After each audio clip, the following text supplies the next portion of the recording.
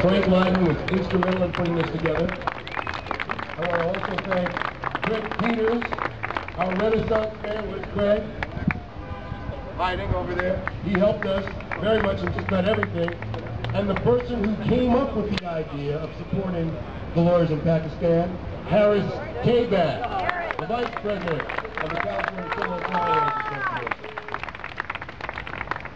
We are here to show our support for the lawyers of Pakistan who have been arrested, beaten, and tear gassed for protesting a declaration of a state of emergency and a suspension of the Constitution in Pakistan.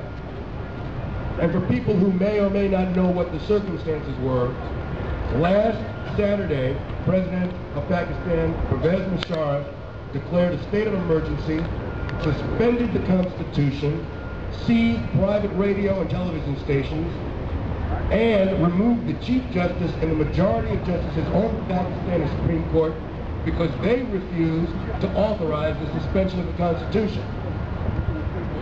They declared his actions to be unconstitutional. And he tried to justify his actions by saying they were necessary tools in his war on terror.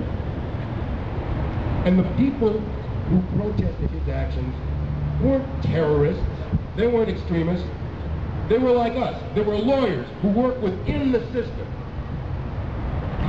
People who are sworn, as we are, to protect and defend the Constitution. And they weren't violent, they weren't abusive. They simply wanted to do what we are doing here, which is seek redress of grievances by petitioning the government. And in response, they have been beaten in jail. And that's why we are here today, to show our support for lawyers who are willing to stand up to tyranny, who are willing to stand up to a government that is willing to disregard the very basis for its authority. You know, and that's what American lawyers should do. When the Department of Justice engages in secret wiretapping without congressional or judicial authorization, when the president issues signing statements that undermine the foundations of its legislation, when the CIA engages in extraordinary renditions when they know the detainees are going to be tortured, we, as American lawyers, should protest.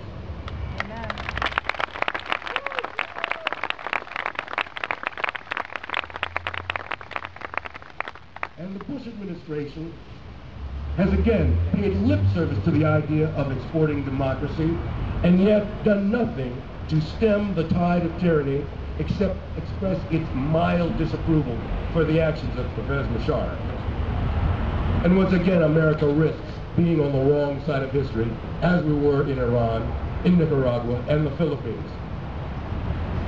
And we are wearing black today in solidarity, as the lawyers in Pakistan did, to reflect the solemnity of the occasion and our mourning for our loss of liberty.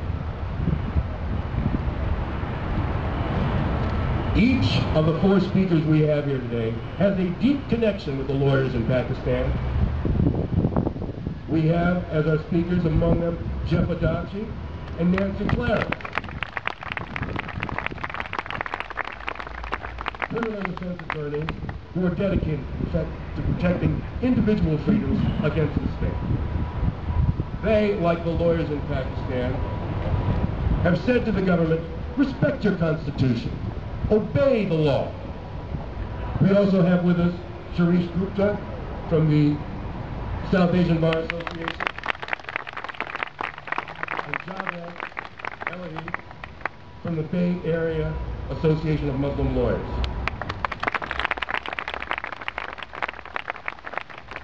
Our first speaker will be Jeff Adachi. Let me just tell you a little bit about Jeff Adachi. I'm sure everybody knows him. He is the San Francisco public defender. He's got a staff of 90 lawyers, a budget of $17 million. His office handles 23,000 cases a year. He's past president of the Asian American Bar Association, winner of the American Bar Association's Award for Outstanding Public Interest Lawyer, the creator of the Bayview Mobilization for Adolescent Growth in the Community, and the Clean Slate Program for Conviction Expungement.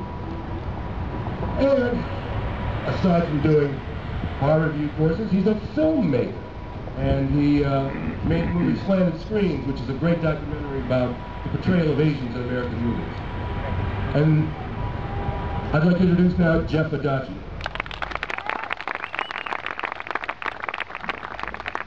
Thank you very much, Ron. We're here today to express our solidarity for the struggle of the Pakistani lawyers. When I read what was happening there, I was not only outraged, but I felt a deep allegiance to their cause. I see that Barry Portman is here as well. As public defenders, we know and understand what it's like to have the burden of upholding the Constitution and the Bill of Rights. As criminal defense attorneys, we understand every day that battle needs to be fought in our courts. What I'm most disappointed at today is that we don't have any judges here, because this is really a movement that should be championed by our judges. Can you imagine a day in modern history where the Supreme Court justice has been revoked, has been thrown out of office, where the Constitution has been suspended? Well, geez, that sounds like what happened right after 9/11. And the reality is that if we don't take this issue up, if we don't take this, I'm not saying this is an issue for criminal defense attorneys, it's an issue for anybody who cares about justice, for anybody who is concerned about not only what's happening in Pakistan, but what's happening here. And the reality is, if we don't start this movement here, if we don't reach out to the American Bar Association, to every judges association, every bar association, every group of attorneys that should be instantly outraged by what happened, we have something really to fear about who we are and where we're going, not only as Americans, but as members of the human race. And so I want to thank CTLA for organizing this rally, but really the hard work is what comes next. I think there's really three things that we need to do. First, we have to start talking to people about this. You know, even reading the Chronicle, it's at the end of the A section. We have to make sure that this issue stays on the front burner. There was a letter that was written to the editor in the Chronicle the day before yesterday, just by a citizen. And he said, well, geez, isn't that terrible what's happening in Pakistan? But it's great that the lawyers are standing up. Too bad we didn't have that after 9/11 in this country, right? When Lynn Stewart was being prosecuted, when we started seeing, you know, the gradual erosion of our civil rights.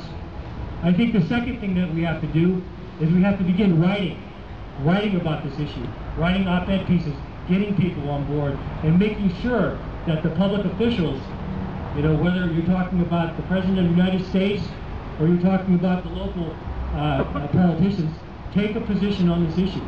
That's very, very important. And I think the third thing is that we have to continue to build a coalition so we can send a message overseas to our brethren in the Pakistan jails. There are 3,000 now. And it's not only lawyers, there are journalists. You know that they're even giving the police additional cash bonus for arresting lawyers. Just earlier in the week, they began arresting lawyers who simply showed up at the courtroom. And one of the things that I read consistently from the lawyers who were leading the struggle is that they needed to hear from those of us, from attorneys and others who support their cause. And so we got to make sure that we continue the struggle beyond today. Thank you.